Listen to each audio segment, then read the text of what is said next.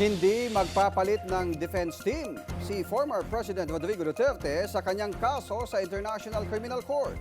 Yan ang kinumpirma ni Vice President Sara Duterte na kasalukuyang nasa The Hague upang bisitahin ang kanyang ama. Ang detalye sa Politico Update ni Joan Manalo. Walang palitan ng defense team na magaganap sa kaso ni former President Rodrigo Duterte sa ICC. Kinumpirma ito mismo ni Vice President Sara Duterte na kasalukuyang nasa The Hague para bisitahin ang ama. Sa isang panayam, sinabi ng bise na ibinalita niya kay FPRRD ang mga ikinababahala ng kanyang mga taga-suporta. Isa na nga rito ang pagkadismaya nila sa kung paano hinahawakan ng defense team ang kanyang kaso. Tinanong ko si dating Pangulong Rodrigo Duterte, sabi ko exactly kung ano yung tanong ninyo, gusto mo ba palitan at hindi ka pa satisfied?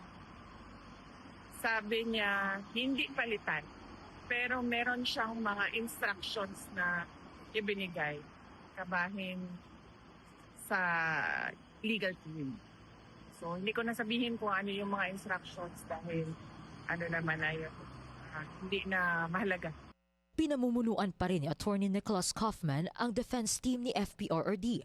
Kamakailan lang ay sinabi nito na iaapila nila ang naging desisyon ng ICC na fit to take part ang dating Pangulo sa pre-trial proceedings.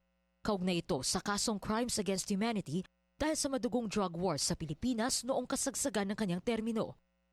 Nakatakda na ang confirmation of charges ni FPRRD sa February 23, matapos ring tinanggihan ng ICC Pre-Trial Chamber 1 ang kanilang request for indefinite adjournment.